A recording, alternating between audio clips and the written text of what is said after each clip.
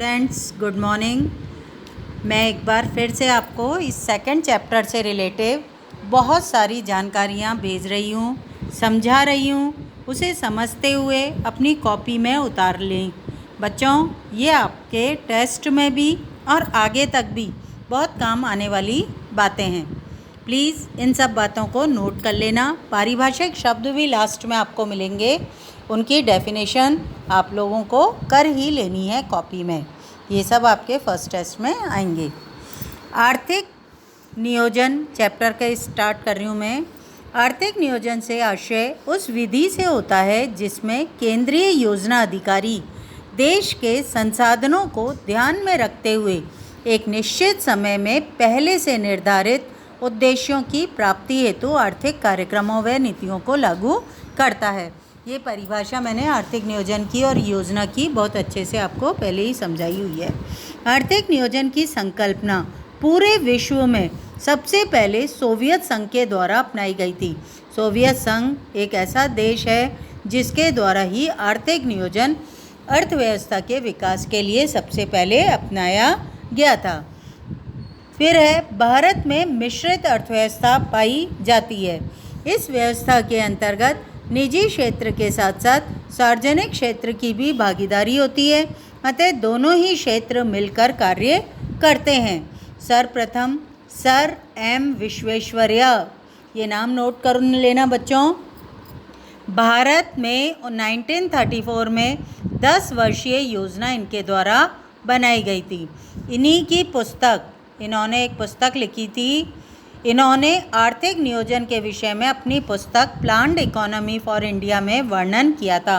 पुस्तक का नाम नोट कर लेना, सन नोट कर लेना 10 वर्षीय योजना का, और अर्थशास्त्री का नाम सर एम विश्वेश्वरैया। इन्हें भारतीय नियोजन के पिता के नाम से भी जाना जाता है। इसके अलावा भी भारत के आर्थिक नियोजन में कुछ और प्लान आए थे, जैसे बम्बई के 8 उद्योगपतियों के द्वारा 1944 में 15 वर्षीय बॉम्बे प्लान तैयार किया गया था, जिसे टाटा बिरला प्लान के नाम से भी जाना जाता है। 1944 में ही एक क्रांतिकारी नेता एम एन रॉय का नाम आपके द्वारा सुना हुआ होगा। ये भी बहुत अच्छे हमारे अर्थशास्त्री थे, यानी नरेंद्र नाथ भट्टाचार्य, जो उनका पूर्व नाम था। जन योजना और समाजवादी नेता जयप्रकाश नारायण द्वारा सर्वोदय योजना का 1950 में निर्माण किया गया था। जवाहरलाल नेहरू, इन्हें तो आप जानते ही हैं, भारत के प्रथम प्रधानमंत्री रह चुके हैं ये, की अध्यक्षता में स्वतंत्रता से पूर्व राष्ट्रीय नियोजन समिति का गठन 1938 में किया गया। समिति के द्वारा ही यह सुझाव दिया गया था कि सभी आधारभूत उद्योगों पर राज्य का नियंत्रण हो और आने वाले 10 वर्षों में जनता के जीवन स्तर को दुगने स्तर पर ले जाने के लक्ष्य निर्धारित किए जाएं। 1950 में योजना आयोग का गठन किया गया था, ये नोट कर लेना, जिसे योजना निर्माण करने का कार्य दिया गया था।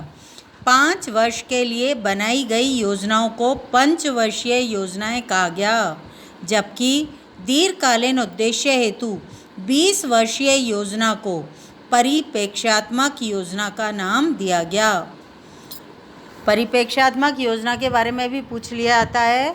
20 वर्ष के लिए जो प्लान भारत के संदर्भ में दीर्घकालीन उद्देश्यों की पूर्ति हेतु बनाए गए थे, उन्हें परिप्रेक्ष्यात्मक योजनाएं कहते हैं। आर्थिक आयोजन या नियोजन जो है, इसका मुख्य उद्देश्य आर्थिक विकास की गति को तीव्र करना था या अर्थव्यवस्था का विकास करना था। भारतीय आयोजकों के अनुसार उद्देश्यों को 2 भागों में बांटा गया। पहले नंबर पर दीर्घकालीन या सामान्य उद्देश्य थे। इसके अंतर्गत समृद्धि, पूर्ण रोजगार, समानता, आत्मनिर्भरता और आधुनिकीकरण को सम्मिलित किया गया था। बच्चों, आपकी बुक के अंदर शायद पूर्ण रोजगार नहीं दिया हुआ है, आपके 4 ही दिए हुए हैं, इसलिए ऐसा मत सोचना कि पूर्ण रोजगार कहाँ से हमारा पॉइंट आ गया। और अल्पकालीन या विशिष्ट उद्देश्यों के अंतर्गत ये हमारे पंचवर्षीय योजनाओं में सबको इसके अंतर्गत सम्मिलित किया गया था। जो दीर्घकालीन उद्देश्य थे 20 वर्ष में पूरे करने थे और अल्पकालीन के अंतर्गत हमारे देश में पंचवर्षीय योजनाओं का निर्माण किया गया था। पहली पंचवर्षीय योजना की अवधि आपके पास चार्ट है इसके संदर्भ में सारी पंचवर्षीय योजनाओं का 1951 से 56 तक थी। इसका मुख्य उद्देश्य कृषि उत्पादन में वृद्धि करना था। द्वितीय पंचवर्षीय योजना की अवधि 56 से 61 तक थी। इसमें बुनियादी और भारी उद्योगों के विकास पर ध्यान दिया गया था। द्वितीय पंचवर्षीय योजना को भारत का आर्थिक संविधान कहा जाता है। लाइन नोट कर लेना, वेरी इंपॉर्टेंट। यह योजना प्रोफेसर पी.सी. मालनोबिस के 4 क्षेत्रीय विकास मॉडल पर आधारित थी। Professor PC. मालनोबिस भारत के एक महान अर्थशास्त्री थे, सांख्यिकविद थे और इनके द्वारा जो मॉडल बनाया गया था उसी के आधार पर हमारी द्वितीय पंचवर्षीय योजना रखी गई थी। तृतीय पंचवर्षीय योजना की अवधि 1961 से 1966 तक थी। इस योजना का मुख्य उद्देश्य आत्मनिर्भर और स्वयं स्फूर्त अर्थव्यवस्था का निर्माण करना था। मतलब आत्मनिर्भरता के साथ साथ एक तेज़ी से डेवलपमेंट की ओर बढ़ने वाली अर्थव्यवस्था का निर्माण करना था। तृतीय पंचवर्षीय योजना के समय भारत का 1962 में चीन और 1965 में पाकिस्तान के साथ युद्ध हुआ, जिसमें मुद्रा का अवमूल्यन करना पड़ा। अवमूल्यन की परिभाषा बच्चों आपकी इसमें पारिभाषिक शब्द में मिल जाएगी आपको। क्या किसे कहते हैं अवमूल्यन?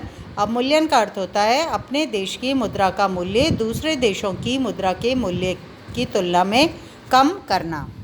ये आपको जब क्लास में अपन मिलेंगे तब मैं आपको बताऊंगी या समझाऊंगी उदाहरण से किस तरह से करना पड़ा। तथा चौथी पंचवर्षीय योजना समय पर नहीं शुरू हो पाई थी। नेक्स्ट पेज पर चले जाना बच्चों, वहाँ पर आपके दे रखा है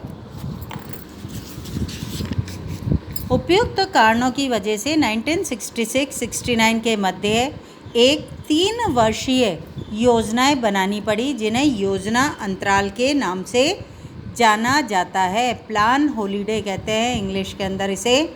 आर्थिक नियोजन के इतिहास में जाना जाता है। वेरी इंपॉर्टेंट है ये टाइम पीरियड, इसे अच्छे से अपने नोट करना। चौथी पंचवर्षीय योजना की अवधि 1969 से 74 तक थी। इसका मुख्य लक्ष्य रणनीति स्थिरता के साथ विकास और आत्मनिर्भरता की प्राप्ति था। पांचवी पंचवर्षीय योजना 1974 से 79 तक थी।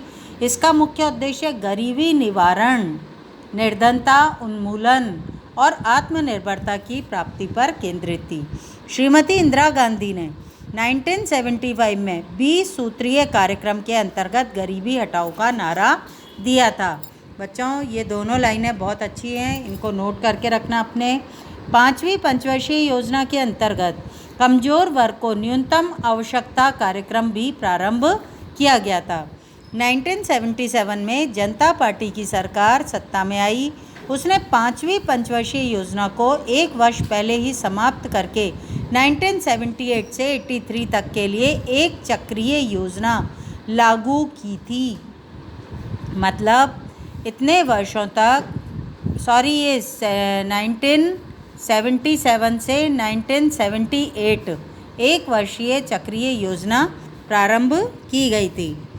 83 तक के लिए एक चक्रीय योजना लागू की गई थी। छठी पंचवर्षीय योजना 80 से 85 तक बनी थी। ये बच्चों ये जो है ना 83 तक के लिए एक वर्षीय योजना, इसको आप ये लाइन काट देना। आप बस इतना ही याद रखना 77 से 80 तक के मध्य के लिए आपके एक एक वर्ष के प्लान बने थे। इसे आपके इसके बाद आपकी छठी पंचवर्षीय योजना जो थी वो 80 से 85 तक की थी। इसमें गरीबी निवारण करना इस योजना का मुख्य लक्ष्य था। सातवीं पंचवर्षीय योजना की अवधि 85 से 90 तक की थी। इस योजना का मुख्य लक्ष्य रोजगार संवर्धन, उत्पादन और उत्पादकता को बढ़ाना था। नेक्स्ट है फिर कुछ राजनीतिक परिस्थितियों के कारण हमारे देश में उस समय की जो राजनीतिक परिस्थितियां बन रही थी उसके कारण, क्योंकि राजीव गांधी की हत्या कर दी गई थी। 8वीं पंचवर्षीय योजना जो थी हमारी फिर 2 वर्ष 1990-91 और 91-92 की वार्षिक योजनाओं के पश्चात 92 में प्रारंभ की गई थी। बार बार हमारे देश में सरकार चेंज हो रही थी, स्थायी सरकार या स्थिरता नहीं पाई जा रही थी सरकार के मध्य। तो ऐसी स्थिति में एक एक वर्ष की 2 योजनाएं बनाई गई थी। ये जो हमारी 1991-92 की वार्षिक योजनाओं के पश्चात 92 से प्रारंभ हो पाई थी। 8वीं जो पंचवर्षीय योजना थी वो 1997 तक चली थी। इसका मुख्य लक्ष्य रोजगार प्राप्ति के अवसर उपलब्ध कराना था। यहाँ एक बात और ध्यान रखना बच्चों, यहाँ पर हमारे देश के अंदर अर्थव्यवस्था के संदर्भ में एक नई नीति को अपनाया गया था, जिन्हें आर्थिक सुधारों के नाम से जाना जाता है। आर्थिक सुधार के अंतर्गत हमारे देश में सरकार के द्वारा निजीकरण को बढ़ावा देते हुए वैश्वीकरण और उदारीकरण और निजीकरण, इन 3 उद्देश्यों के आधार पर, इन 3 टूल्स का प्रयोग करते हुए आगे बढ़ने का सोचा गया और इन्हीं के आधार पर हमारी अर्थव्यवस्था अब आगे बढ़ी थी। 1990 से 91 के दौरान भुगतान संतुलन, मुद्रास्फीति की स्थिति बिगड़ चुकी थी, जिसके कारण वार्षिक योजना की आवश्यकता पड़ी थी। नवी पंचवर्षीय योजना 97 से 2002 तक थी। इस योजना का उद्देश्य सामाजिक न्याय के साथ आर्थिक समृद्धि करना था। इस योजना में राजकोषीय समेकन की नीति को लागू किया गया था। अब ये राजकोषीय समेकन क्या होता है बच्चों? ये हमारे बजट के अंतर्गत पाए जाने वाले टॉपिक हैं, शब्द हैं। इनको हम क्लास के अंदर ही डिटेल्स में अध्ययन करेंगे। 10वीं पंचवर्षीय योजना की अवधि 2002 से 2007 तक थी, जिसका मुख्य लक्ष्य जीवन की गुणवत्ता को बेहतर बनाना था। 11वीं पंचवर्षीय योजना की अवधि 2007 से 2012 तक थी। इस योजना का मुख्य उद्देश्य अधिक तीव्र और ज़्यादा समावेशी विकास को करना था। यहीं तक का हमारा दिया हुआ है। उसके बाद आगे दे रखा है, इस योजना में 27 प्रमुख लक्ष्य निर्धारित किए गए थे, जिन्हें 6 वर्गों में बांटा गया था। पहला वर्ग गरीबी के संबंध में था, दूसरा शिक्षा के, तीसरा स्वास्थ्य के, चौथा स्त्री और बच्चों संबंधित, 5वां आधारिक संरचना और 6ठा पर्यावरण से रिलेटेड था। यहाँ पर बच्चों आपको ये आना चाहिए कि हम समावेशी विकास की ओर बढ़ रहे हैं। मतलब हमारी जो 11वीं पंचवर्षीय योजना थी वो पूर्ण रूप से समावेशी विकास की हमारा संपूर्ण रूप से विकास करने पर आधारित थी। नेक्स्ट है, पंचवर्षीय योजनाओं की उपलब्धियां इस प्रकार से रही थी। ये शायद पहले भी आपने नोट कर रखे थे पॉइंटों को। राष्ट्रीय आय में वृद्धि हुई, कृषि क्षेत्र में विकास हुआ, उद्योगों में वृद्धि हुई, भुगतान संतुलन पर विपरीत प्रभाव पड़ा। जीवन प्रत्याशा जो पहले कितनी थी 32 वर्ष 1951 में, बढ़कर 2001 में 65 वर्ष हो गई। आर्थिक आधारिक संरचना और सामाजिक आधारिक संरचना का तेजी से विकास हुआ। शिक्षा प्रणाली का विकास हुआ, बचत और निवेश की दरों में वृद्धि हुई। ये सारे के सारे हमारे को हम वर्तमान तक देखें तो इतना हमारे देश में डेवलपमेंट हमें दिखाई देता है। लेकिन फिर भी हम ये नहीं कह सकते कि हमारे जो लक्ष्य थे समानता, आत्मनिर्भरता या आधुनिकीकरण वो पूर्ण रूप से प्राप्त कर लिए गए। कुछ ना कुछ कमी रह गई थी। वो असफलताएं कौन कौन सी हैं? निर्धनता को समाप्त करने में विफलता प्राप्त हुई थी। आज भी हमारे देश में निर्धनता रेखा के नीचे रहने वाले अच्छा खासा प्रतिशत है। रोजगार की धीमी वृद्धि दर रही। आज भी बेरोजगारी जैसी समस्याएं हमारे देश में पाई जाती है। आय और धन की असमानताओं में वृद्धि हुई है। कुछ राज्य तो बहुत अधिक डेवलप हो गए, जैसे महाराष्ट्र है, पंजाब है, उत्तर प्रदेश है, लेकिन वहीं पर ही बिहार है, उड़ीसा है और हमारे राजस्थान है। ये सब यहाँ पर आय व धन की इतनी अधिक मतलब विषमताएं पाई जाती हैं। तो ये जो आय और धन की विषमताएं ये हमारी असफलताओं में ही सम्मिलित है। औद्योगिक विकास अधिक न होना। आज भी हम विदेशों से वस्तुओं का आयात करते हैं, औद्योगिक वस्तुओं का आयात करते हैं।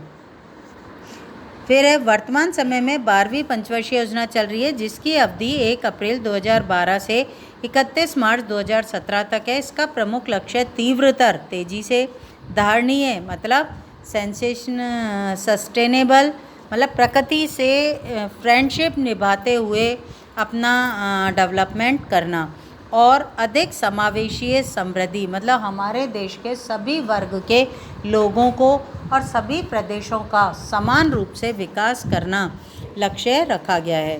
इस लक्ष्य को प्राप्त करने हेतु 25 मूल संकेतक तय किए गए, जिनमें प्रमुख इस प्रकार से आपके दिए हुए हैं, इनको नोट कर लेना बच्चों। फिर आपके नेक्स्ट पेज पे अपन चलते हैं। यहाँ पर आपके धारणीय विकास को आपके द्वारा पहले पढ़ा हुआ है। ये सस्टेनेबल डेवलपमेंट कहलाता है। इसको बच्चों सतत विकास भी कहते हैं, और भी एक और इसका नाम है, अभी दिमाग में नहीं आ रहा। धारणीय विकास में पर्यावरण की धारणीयता को स्वीकार करते हुए पर्यावरण प्रदूषण और ग्रीन हाउस गैसों के बढ़ते प्रभाव से जलवायु परिवर्तन के खतरे की ओर ध्यान दिया गया। 15 मार्च 1950 में योजना आयोग की स्थापना की गई। ये पहले भी मैंने कहा था, नोट करा होगा आपने। योजना आयोग गैर संवैधानिक और गैर वैधानिक निकाय के रूप में और तथा योजनाओं का निर्माण करने के लिए स्थापित किया गया। योजना आयोग एक विचारक मंडल है। इसके पदेन सभापति कौन है? प्रधानमंत्री। अध्यक्ष के अलावा इसमें एक उपाध्यक्ष और 6 सदस्य केंद्रीय मंत्रिमंडल के पदेन सदस्य और आयोग के एक सदस्य सचिव होता है। सदस्यों की संख्या को बढ़ाया जा सकता है। ये बच्चों 4-5 पॉइंट जो हैं आपके योजना आयोग के संदर्भ में विशेष पॉइंटों में सम्मिलित है, या योजना आयोग पर शॉर्ट नोट तैयार करना हो तो इन 5 पॉइंटों के आधार पर आप अच्छा सा मैटर लिख सकते हैं, और बाकी बातें आपको बुक में मिल जाएगी आगे के चैप्टरों में। राष्ट्रीय विकास परिषद, जिसे नेशनल डेवलपमेंट काउंसिल कहते हैं, एनडीसी शॉर्ट में कहा जाता है, एक गैर संवैधानिक निकाय है। गैर संवैधानिक बोलते हैं बच्चों जिसका संविधान में कोई भी उल्लेख नहीं होता है, जो योजना आयोग और उसके तथा विभिन्न राज्यों के बीच समन्वय की कड़ी का कार्य करता है। इसकी स्थापना की संस्तुति के.सी. नियोगी जी का नाम नोट कर लेना, की अध्यक्षता में गठित योजना सलाहकार परिषद ने की थी। 6 अगस्त 1952 को राष्ट्रीय विकास परिषद का गठन सरकार द्वारा किया गया। ये डेट और ये सन नोट कर लो राष्ट्रीय विकास परिषद के संदर्भ में। देखो अब मैं आपको एक और बात बताती हूँ। ये जिसका 15 मार्च 1950 में योजना आयोग का गठन किया गया था, इसने अपना कार्य करना 1 अप्रैल 1951 से भारत में प्रारंभ किया था, और 6 अगस्त 1952 में राष्ट्रीय विकास परिषद का गठन सरकार के द्वारा किया गया था। इसका पदेन अध्यक्ष प्रधानमंत्री होता है। योजना आयोग का सचिव ही एनडीसी का भी सचिव होता है। एनडीसी मतलब नेशनल डेवलपमेंट काउंसिल। फिर है आपके राज्यों के मुख्यमंत्री, केंद्रीय मंत्रिपरिषद के सभी सदस्य, केंद्र प्रशासित प्रदेशों के प्रशासक और योजना आयोग के सदस्य इसके अन्य सदस्यों में शामिल हैं। एनडीसी का प्रमुख कार्य योजना आयोग द्वारा तैयार की गई राष्ट्रीय योजनाओं पर विचार करके उसे अंतिम रूप देना है। 1 जनवरी 2015 को, अब देखो नीति आयोग पर पहुंच रहे हम। 1 जनवरी 2015 को योजना आयोग को समाप्त करके नीति आयोग की स्थापना की गई थी। नीति आयोग नीति संबंधित निर्णय लेने वाला एक विचार संगठन है जो राज्य की नीतियों के निर्माण के निर्णयों में बराबर की भागीदारी रखता है। बच्चों एक तो नीति आयोग का पूरा नाम इंग्लिश में याद कर लेना, national institute for transforming India. ये नाम आपके लिए इम्पॉर्टेंट है। इसका जो डेट दे रखी है स्टार्टिंग की नीति आयोग की स्थापना की, वो याद कर लेना। नीति आयोग संबंधी निर्णय लेने वाला एक विचार संगठन है जो राज्यों की नीतियों के निर्माण व निर्णयों में बराबर की भागीदारी रखता है। नीति आयोग के पदेन अध्यक्ष प्रधानमंत्री होंगे। इसके अतिरिक्त इसमें एक उपाध्यक्ष, सभी सदस्य पूर्णकालिक होंगे। अंशकालिक सदस्यों की संख्या अधिकतम 2 रहेगी और पदेन सदस्य 4 रहेंगे, जिनकी नियुक्ति प्रधानमंत्री मंत्रिपरिषद में से करेगा। इसके पूर्णकालिक सदस्यों में प्रशासी परिषद, राज्यों के मुख्यमंत्री और संघीय क्षेत्रों के उपराज्यपाल और क्षेत्रीय परिषद के सदस्यों को शामिल किया गया है। नीति आयोग के प्रथम उपाध्यक्ष राजस्थान के डॉक्टर अरविंद पनगड़िया हैं। नीति आयोग सहयोगात्मक संघवाद को बढ़ावा देता है। यह विचार संगठन की भूमिका निभाएगा, सरकार को निष्पक्ष और उचित राय देने में सक्षम होगा। ये सारी बातें आपके इसके अंतर्गत नीति आयोग में दे रखी है। देखो यहाँ पर मैं आपको बताना चाहूँगी, आपको 3 टिप्पणियाँ तैयार करनी हैं। एक तो आपके इस पर इससे योजना आयोग से रिलेटिव हो गई, जिसमें आपके 5 पॉइंट थे। फिर आपका एनडीसी आ गया, राष्ट्रीय विकास परिषद, उससे संबंधित आपके कितने 7-8 लाइन 6 या 7 लाइनें दे रखी हैं, आपके 7 पॉइंट दे रखे हैं। फिर नीति आयोग आ गया, नीति आयोग के संदर्भ में इन तीनों में से किसी भी पर टिप्पणी साल भर में कभी भी आपके आ सकती हैं, और बाकी आपके आगे के कॉम्पिटिशनों में भी इनसे रिलेटिव क्वेश्चन मिलेंगे आपको, इसलिए आप इनको तैयार करें और अच्छे से याद भी करें। फिर हमारी आर्थिक नियोजन की परिभाषा दे रखी है। योजना आयोग के अनुसार आर्थिक नियोजन का अर्थ स्वीकृत राष्ट्रीय प्राथमिकताओं से मतलब जिन लक्ष्यों को प्राप्त करना हमारे लिए आवश्यक है, राष्ट्रीय प्राथमिकताओं के अनुसार देश के साधनों से मतलब उपलब्ध संसाधन जो भी देश में हैं का विभिन्न विकासात्मक क्रियाओं में प्रयोग करना, डेवलपमेंट के लिए उनका प्रयोग करना ही आर्थिक नियोजन कहलाता है। अब यहाँ पर बच्चों आपके कुछ पारिभाषिक शब्द आ गए हैं। पारिभाषिक शब्दों को भी आपको अपनी कॉपी के अंदर लिखना है, ये आपके आगे तक काम आने वाले हैं। मैं पढ़ रही हूँ। आर्थिक नियोजन केंद्रीय योजना, जो भी बच्चों आपको लगता है कि आप अच्छे से लिख सकते हैं या आपको आता है, उनको बार बार उतारने की ज़रूरत नहीं है, लेकिन एग्ज़ाम से पहले मैं आपके चैप्टरों का रिपीटेशन चेक कर रही थी, इसलिए आप लोग यदि उचित समझते हैं तो इनको कॉपी में ज़रूर उतार लें। पारिभाषिक शब्द।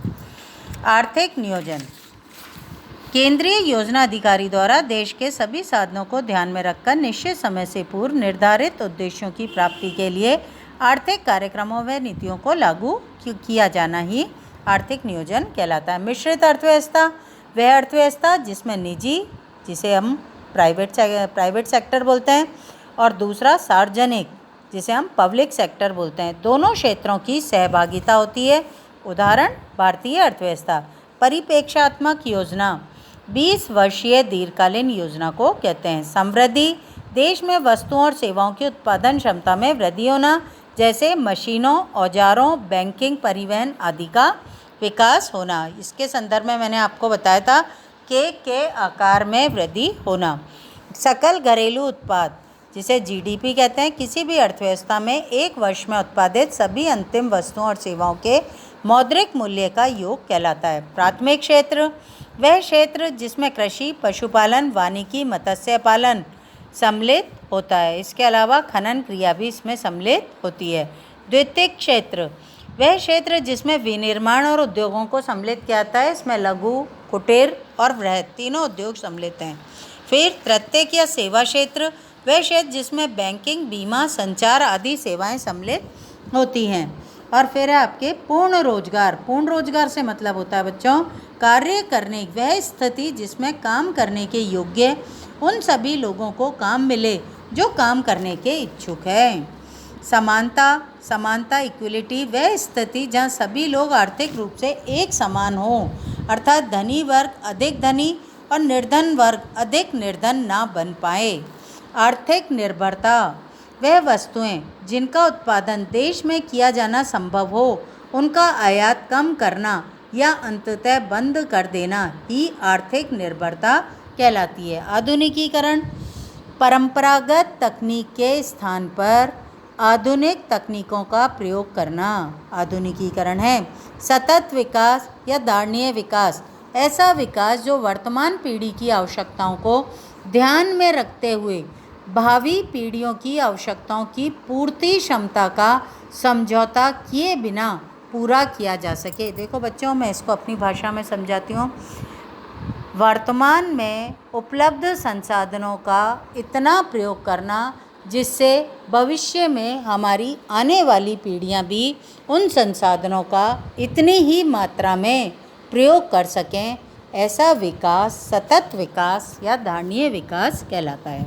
अवमूल्यन सरकार द्वारा देशी मुद्रा मतलब देश की मुद्रा का विनिमय दर को विदेशी मुद्रा के अनुपात में अपेक्षाकृत कम कर देना, इसे ही अवमूल्यन कहते हैं।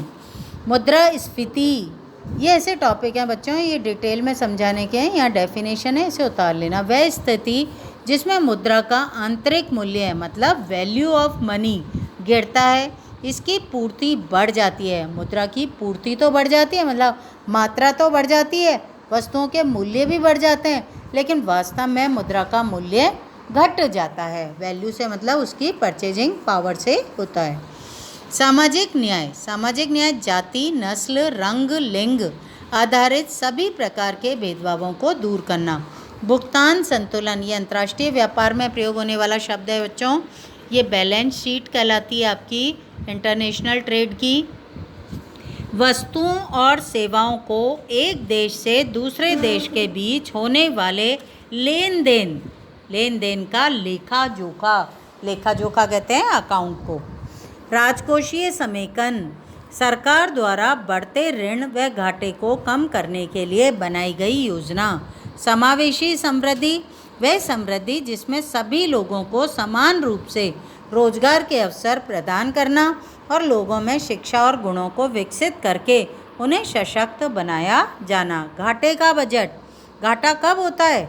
जब व्यय इज़ ग्रेटर देन आय, जब सरकार का व्यय उसकी आय से अधिक हो जाए। उपभोग गरीबी, उपभोग के आधार पर गरीबी का मापन ही उपभोग गरीबी कहलाता है।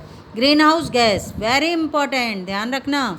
जलवायु परिवर्तन के लिए जिम्मेदार गैसें या जो गर्म गैसें होती हैं, जैसे methane, carbon dioxide, chlorofluorocarbon, water vapour, ozone आदि। बच्चों ये सब पॉइंट आप अच्छे से तैयार करना अपने एग्ज़ाम के लिए भी, आगे भविष्य के लिए भी। आज के लिए इतना ही।